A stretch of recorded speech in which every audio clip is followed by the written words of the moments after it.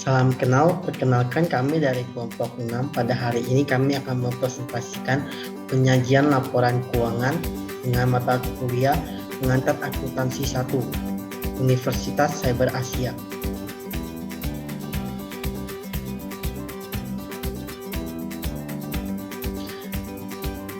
Pengantar akuntansi 1, kelas MJ 107, dengan dosen pengampu Bapak Wahyu Purbo Santoso, S.E.M.M,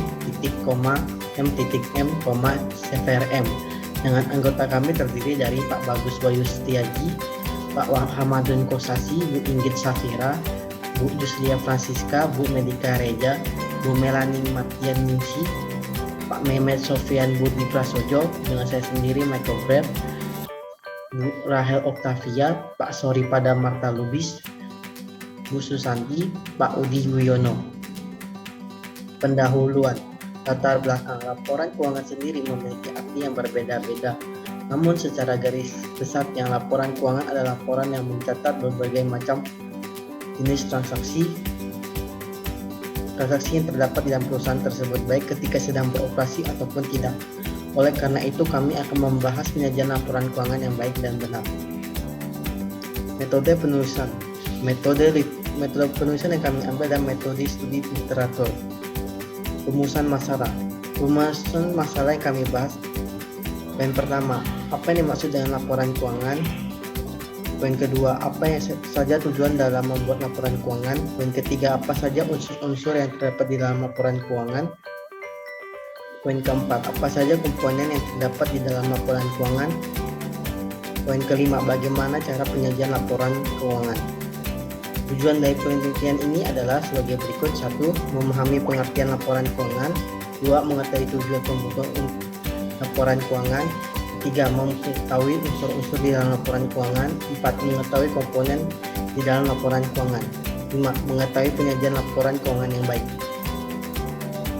Laporan keuangan. Laporan keuangan menurut SAK adalah bagian dari proses laporan keuangan yang lengkap, biasanya meliputi neraca, laporan laba rugi. Laporan perubahan posisi keuangan dapat disajikan dalam berbagai cara, seperti misalnya sebagai laporan arus kas atau laporan arus dana, catatan dan laporan lain serta materi penjelasan yang merupakan bagian integral dari laporan keuangan. Slide selanjutnya akan dilanjutkan oleh Pak Hamadun Kosasi.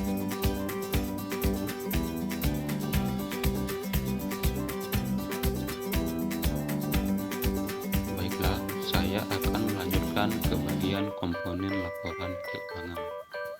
Yang pertama, laporan laba rugi. Laporan laba rugi yaitu laporan yang menunjukkan keadaan perusahaan dalam suatu periode tertentu. Laporan ini memberikan informasi mengenai hasil akhir perusahaan selama periode tertentu. Unsur dari laporan laba rugi diantaranya pendapatan, beban, penghasilan, laba bersih, dan rugi. Dasar penyusunan laporan laba rugi dapat kita lihat seperti tabel di bawah ini.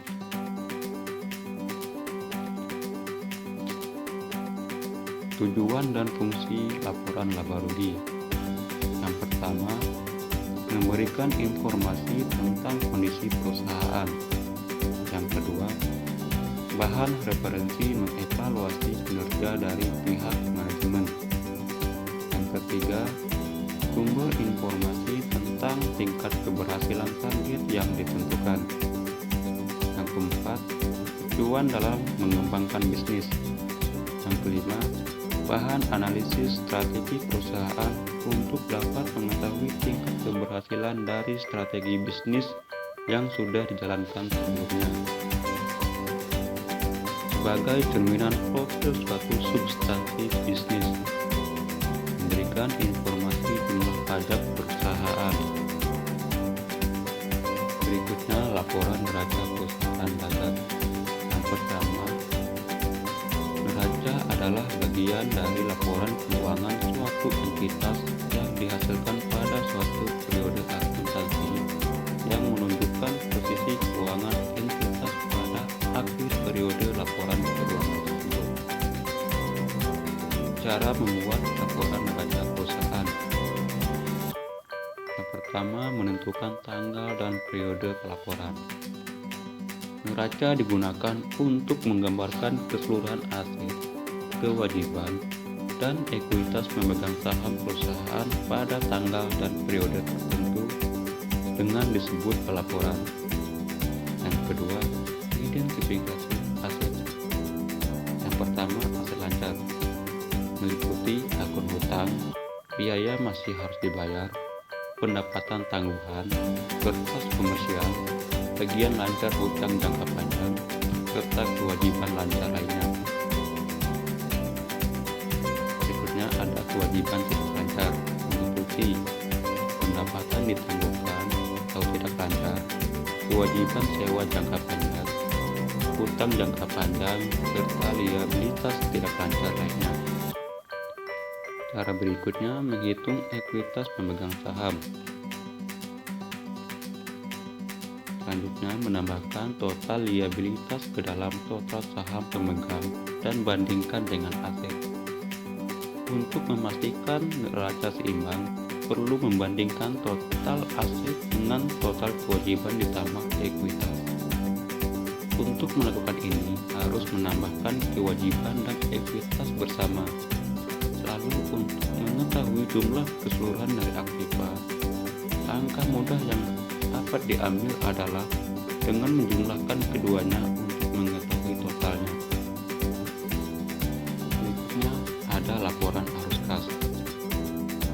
Laporan arus kas menurut Supriyanto 2012/194 merupakan suatu laporan tentang aktivitas penerimaan dan pengeluaran kas perusahaan selama satu periode tertentu dengan penjelasan dari sumber-sumber penerimaan dan dari sumber pengeluarannya.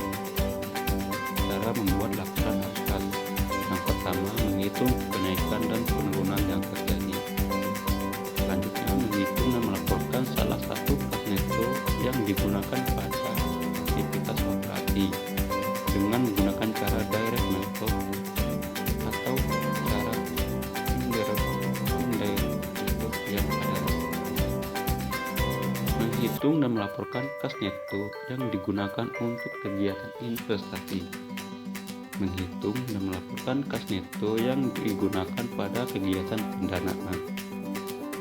Menghitung arus kas dan menjumlahkan suatu kas neto dari gabungan kas neto, investasi, dan pendanaan dengan saldo awal kas yang digunakan sebagai pendanaan dengan saldo awal kas yang digunakan sebagai pembuktian kesamaan terhadap saldo akhir kas. Tujuan laporan arus kas yaitu memberikan suatu informasi mengenai kemampuan entitas suatu perusahaan dalam menghasilkan arus kas di masa depan, dapat menentukan urutan kemampuan atau ketidakmampuan dalam membayar kewajiban perusahaan. Landasan dalam pengambilan suatu keputusan memperbaiki kinerja perusahaan. Laporan yang membuat tentang laba bersih yang diterima terhadap perusahaan pada kas suatu perusahaan. Berdasarkan informasi dari arus kas yang ada, dapat diketahui seberapa besar kemampuan suatu perusahaan dalam membayar dividen dan kewajibannya. Dengan data yang mengenai dana keluar masuk suatu perusahaan, maka dapat dituliskan laba bersih yang diterima, sehingga keberhasilan suatu perusahaan dapat terukur dengan jelas. Berikutnya macam laporan arus kas. Yang pertama, cash inflow. Arus kas yang terjadi di kegiatan transaksi yang menghasilkan keuntungan kas atau penerimaan arus kas masuk. Yang kedua, cash outflow. Arus kas yang terjadi dalam kegiatan transaksi yang menghasilkan keuntungan kas.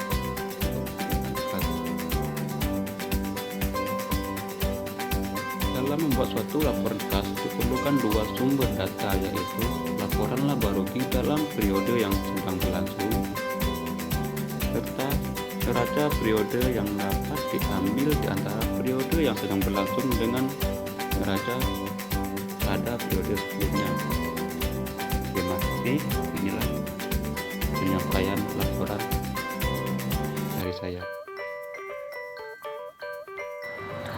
Baik, saya lanjutkan mengenai laporan perubahan modal. Laporan perubahan ekuitas merupakan laporan keuangan yang secara sistematis menyajikan informasi tentang perubahan ekuitas perusahaan yang diakibatkan operasi perusahaan dan transaksi dengan pemilik pada suatu periode akuntansi tertentu. Komponen pada laba perubahan modal: 1. Modal awal. 2. Pengaruh dari perubahan kebijakan akuntansi. 3. Pengaruh koreksi atas kesalahan dalam pencatatan periode yang sebelumnya. 4. Saldo yang dapat disajikan kembali. 5. Perubahan yang terjadi pada modal saham. 6. Dividen. 7. Laba dan rugi yang tercantum pada data terkait. 8. Perubahan yang ada dalam cadangan revaluasi. 9. Keuntungan dan kerugian yang ada lainnya. 10 adalah saldo akhir.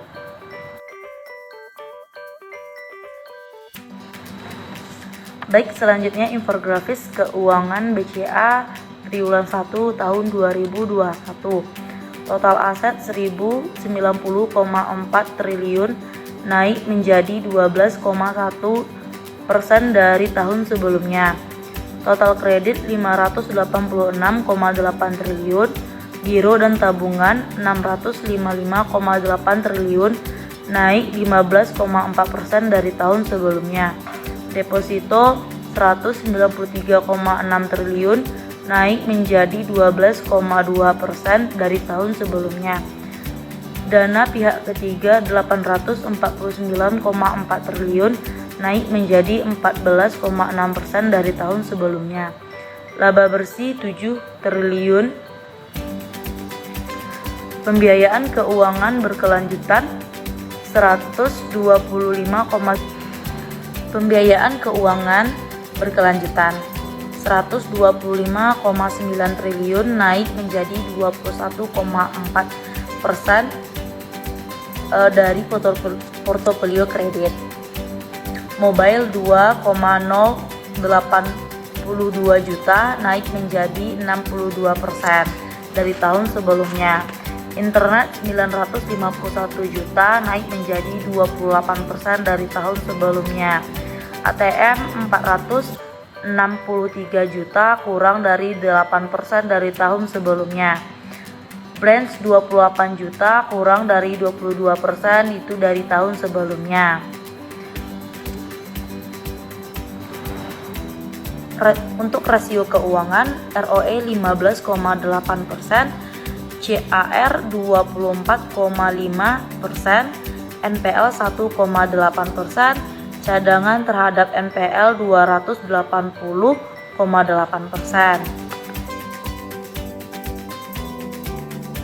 Baik, untuk materi selanjutnya adalah neraca saldo. Yang pertama, neraca saldo adalah sebuah data yang berisi seluruh jenis nama akun dengan saldo total dengan setiap akun yang disusun dengan cara sistematis dan sesuai dengan kode akun yang bersumber dari buku besar perusahaan dengan jangka waktu periode tertentu.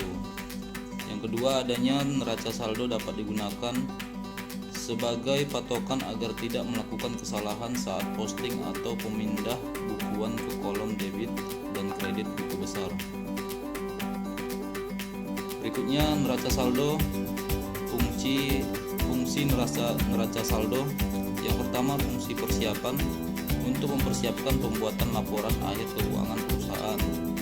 Yang kedua, fungsi pencatatan, tempat melakukan beberapa macam pencatatan. Dalam hal ini, pencatatan yang dilakukan pencatatan data-data pada setiap akun rekening. Fungsi ini juga merupakan bagian utama dari fungsi ilmu akuntansi, yaitu mencatat. Yang ketiga, fungsi koreksi, tempat melakukan koreksi terhadap seluruh catatan serta siklus akuntansi yang telah dilakukan. Dan yang terakhir, yang keempat, fungsi monitoring. Maksudnya fungsi neraca saldo adalah untuk melakukan pengawasan pada setiap akun dalam keuangan perusahaan. Jurnal penyesuaian adalah jurnal yang dibuat ketika terjadi perubahan saldo pada suatu akun tertentu. Pada akhirnya dapat menunjukkan saldo yang sebenarnya. Jumlah inilah yang kemudian menjadi saldo real yang diketahui pada penghujung periode pembukuan pengetahuan yang juga dapat menentukan pencatatan pendapatan maupun beban benih suatu perusahaan. Fungsi jurnal penyesuaian yang pertama untuk menentukan akun nominal atau akun pendapatan beserta bebannya selama satu periode serta mengetahui kondisi sebenarnya dari akun tersebut. Yang kedua, memperkirakan nominal atau pendapatan beserta beban yang sebenarnya dari akun tersebut. Yang ketiga, untuk menentukan saldo catatan yang dimasukkan dalam akun buku besar nantinya di akhir periode sehingga estimasi saldo kewajiban maupun harta akan memperlihatkan jumlah yang sebenarnya. Yang keempat, untuk mengetahui kondisi sebenarnya dari akun real harta kewajiban dan modal di penghujung periode yang dimaksud. Baik, di sini saya akan menjelaskan tentang jurnal penyesuaian. Jurnal penyesuaian adalah jurnal yang dibuat ketika terjadinya perubahan saldo pada suatu akun tertentu, pada akhirnya dapat menunjukkan saldo yang sebenarnya.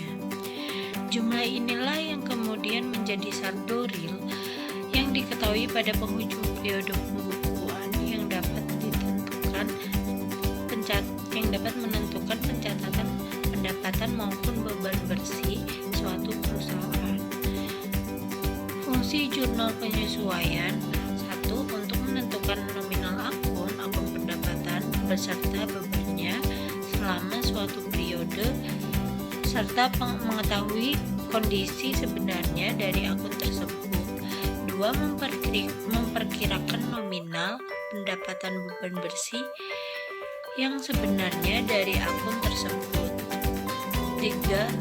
Untuk menentukan saldo pencatatan yang dimasukkan dalam akun buku besar nantinya di akhir periode sehingga estimasi saldo kewajiban maupun harta akan memperlihatkan jumlah yang sebenarnya.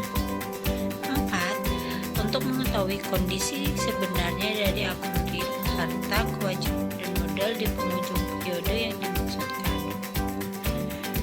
Contoh jurnal penyesuaian: beban dibayar di muka. Di neraca saldo ada Rp3.800.000 pada akhir periode.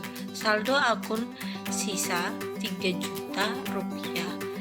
Artinya premi asuransi yang menjadi beban adalah Rp3.800.000, kemudian dikurangi Rp3 juta sehingga hasilnya adalah Rp800.000. Nominal Rp800.000 ini yang kemudian diakui sebagai beban asuransi yang dapat mengurangi jumlah asuransi yang harus dibayar di awal. Seperti dalam tabel tersebut, tanggal Desember 2021 keterangan beban asuransi itu masuk ke debit, sedangkan asuransi dibayar di muka itu nantinya bakalan masuk ke kredit. Sekian dari penjelasan saya. Terima kasih. Wassalamualaikum warahmatullahi wabarakatuh. Laporan keuangan. Laporan keuangan dibuat setiap akhir periode dari bisnis. Sementara waktu atau kapan periode itu tergantung dari keinginan pengusaha. Ada yang membuat laporan keuangan dalam waktu 1 bulan 1 kali. Bahkan ada pula yang menuliskannya dalam 1 minggu sekali untuk menyusun suatu laporan keuangan. Seluruh industri dalam bisnis pasti membutuhkan yang namanya laporan keuangan karena memiliki tujuan yang beragam. Salah satu tujuan laporan keuangan adalah untuk mengetahui perkembangan dari suatu bisnis atau usaha dalam setiap periodenya. Dapat dikatakan, pemilik usaha ingin mencari tahu bagaimana kondisi bisnis yang sedang dirintisnya, apakah menguntungkan atau justru merugi. Keuntungan atau profit yang didapat dari perusahaan dagang jika telah berhasil melakukan transaksi terhadap sejumlah barang. Ada 3 macam produk yang dapat dijual, yaitu bahan baku, barang setengah jadi, dan barang jadi. Berbeda dengan perusahaan jasa yang menjual untuk keahlian atau jasa untuk mendapatkan keuntungan. Setiap perusahaan dagang pastinya akan menyusun laporan keuangan, apalagi bagi perusahaan yang bergerak di industri berskala besar dan telah memiliki puluhan ribu karyawan. Oleh karena itu, nasib perusahaan tergantung dari hasil profit penjualan produknya. Neraca saldo setelah penyesuaian. Neraca saldo setelah penyesuaian adalah laporan yang harus dibuat setelah adanya penyesuaian. Ketika jumlah saldo dari neraca saldo atau neraca saldo setelah penyesuaian tidak seimbang, akuntan akan mencoba mencari dan memperbaiki kesalahan di akun terkait dengan segera. Neraca saldo atau NSSD menyoroti dan mengevaluasi dari jalannya sistem double entry. Perhatikan bahwa kesalahan teknis dalam dunia akuntansi lebih sering terjadi di mana suatu bisnis masih menggunakan metode akuntansi konvensional. Dengan kata lain, pencatatan transaksi bisnis masih menggunakan tangan dan alat tulis atau secara manual.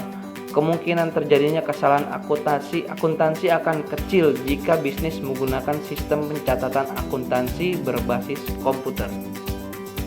Baik, materi selanjutnya yaitu laporan persediaan. Menurut Ikatan Akuntansi Indonesia tahun 2014 PSAK nomor 14, pengertian persediaan yaitu 1. Aset tersedia untuk dijual. 2. Aset dalam proses produksi atau dalam perjalanan. Dan yang ketiga, aset dalam bentuk bahan atau perlengkapan atau supplies untuk digunakan dalam proses produksi atau pembelian jasa.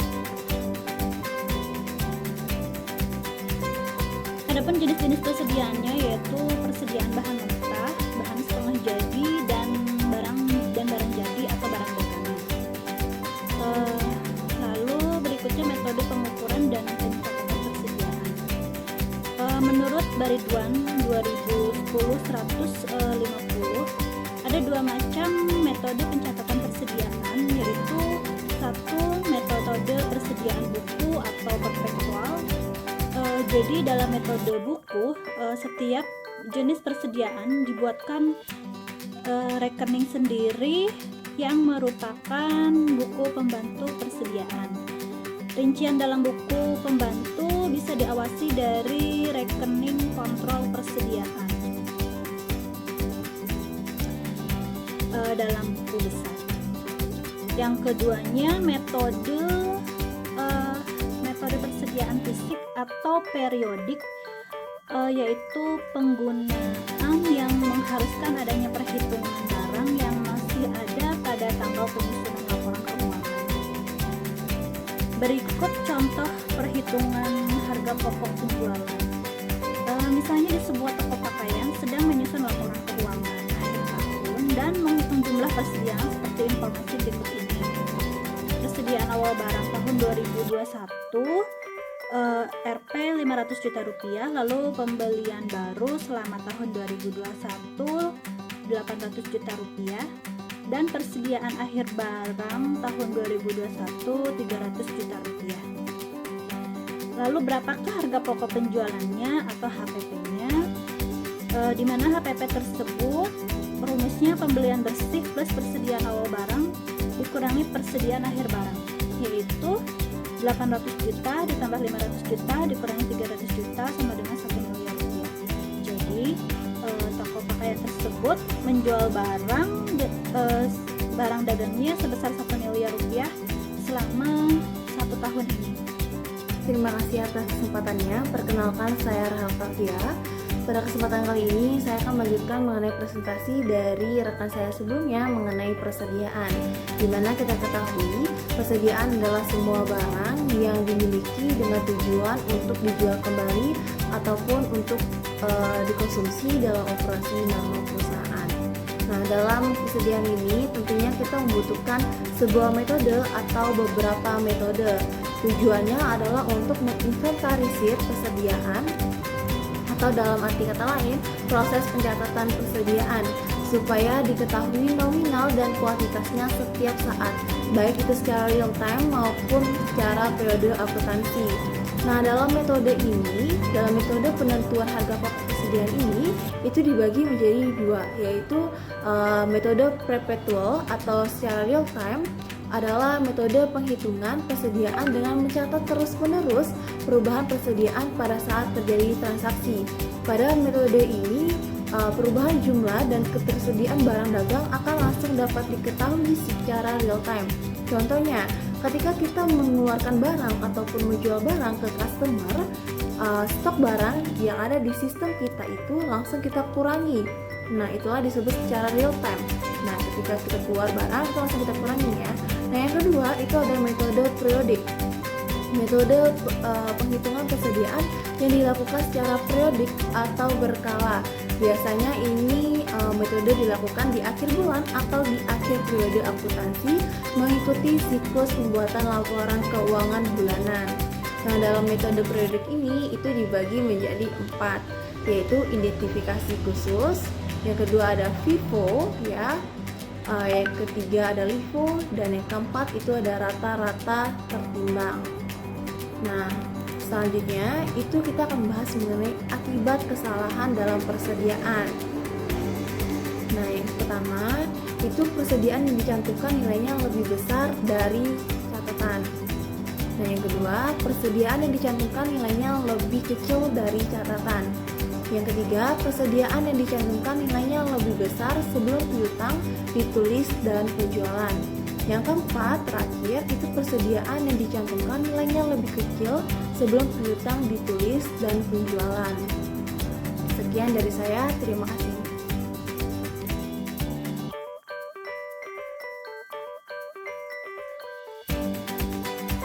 Assalamualaikum warahmatullahi wabarakatuh. Selamat malam rekan-rekan dimanapun Anda berada. Perkenalkan, nama saya Budi. Pada kesempatan kali ini saya akan memaparkan mengenai studi kasus penyusunan laporan keuangan. Laporan keuangan atau yang biasa dikenal dengan financial statement merupakan suatu indikator penting yang digunakan untuk mengukur kesehatan keuangan suatu perusahaan.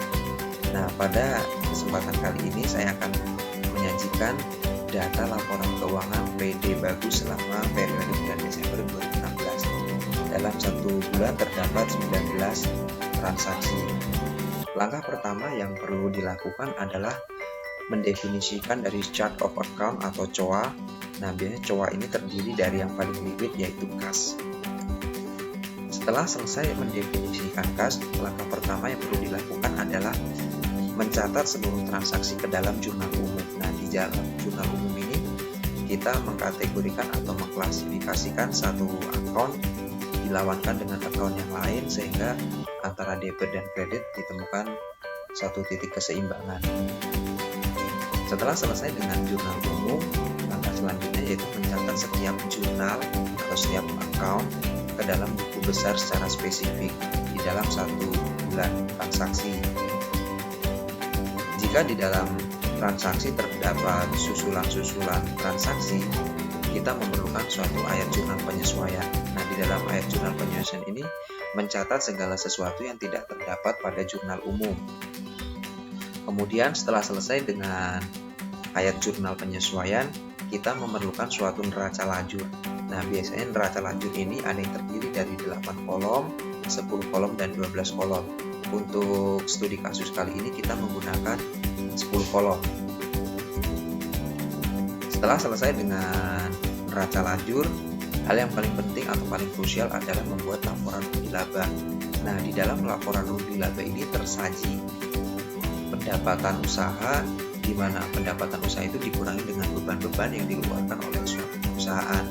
Jika pendapatan lebih besar dari beban-beban yang dikeluarkan, maka perusahaan akan mengalami keuntungan. Namun sebaliknya, jika pendapatan yang diterima lebih kecil atau lebih rendah dari beban yang dikeluarkan, maka perusahaan mengalami kerugian. Setelah selesai dengan laporan rugi laba, selanjutnya adalah menyusun laporan perubahan modal, di mana laporan perubahan modal ini terdiri dari modal awal ditambah dengan laba bersih setelah dikurangi dengan beban-beban. Nah, selanjutnya finishing dari atau ending dari penyusunan laporan keuangan adalah neraca. cerminan neraca ini yang nantinya digunakan untuk menentukan cash flow dari laporan keuangan itu sendiri. Mudah-mudahan apa yang saya sampaikan ini bisa memberi gambaran kepada rekan-rekan tentang penyusunan laporan keuangan. Terima kasih.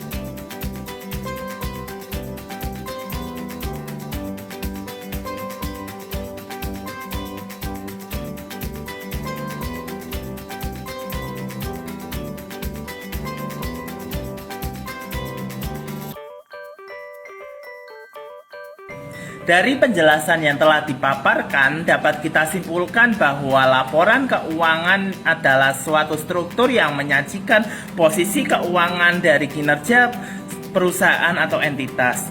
Tujuan umumnya adalah untuk kepentingan umum serta penyajian informasi mengenai posisi keuangan atau financial position, kinerja keuangan atau financial performance, dan arus kas atau cash flow dari suatu entitas yang sangat berguna untuk membuat keputusan ekonomis bagi orang yang menggunakannya.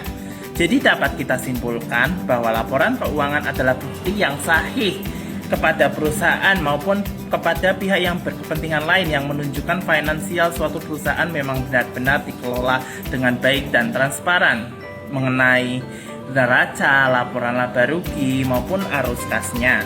Komponen dalam laporan keuangan sendiri adalah laporan laba rugi, laporan neraca perusahaan dagang, laporan arus kas, serta laporan perubahan modal atau ekuitas. Dalam penyusunan laporan keuangan perusahaan dagang, ada beberapa hal yang harus diperhatikan, seperti posisi neraca saldo, neraca lajur atau worksheet, saldo dari buku besar yang harus dipisahkan dan dipilah menjadi saldo debit dan kredit yang jumlahnya harus sama, serta neraca saldo setelah penyesuaian. Sedangkan laporan persediaan atau inventory sendiri termasuk ke dalam golongan aset lancar perusahaan yang berperan penting dalam menghasilkan laba perusahaan. Secara umum, istilah yang digunakan untuk memproduksi barang yang akan dijual. Kesalahan dalam pencatatan persediaan dan pengaruhnya terhadap laporan keuangan menurut Brad 1 adalah sebagai berikut. Persediaan akhir dicantumkan terlalu besar dan salah hitung. Harga atau salah mencatat barang yang dijual. Untuk saran dari kelompok kami adalah berdasarkan materi yang telah disampaikan, kami berharap bahwa karya tulis ini bisa dijadikan sebagai sumber referensi dalam penyusunan penyajian laporan keuangan perusahaan menurut standar akuntansi yang ditentukan secara baik dan benar. Dan semoga pembaca bisa mengambil manfaat dari sumber literasi dan penyusunan makalah yang telah kami selesaikan ini. Dan berikut merupakan sumber referensi dari kelompok kami, dari masing-masing anggota. Dan semoga bermanfaat bagi kita semua. Sampai jumpa pada pertemuan selanjutnya. Mohon maaf apabila ada kesalahan dari kami semua. Terima kasih banyak atas perhatiannya. Dan wassalamualaikum warahmatullahi wabarakatuh.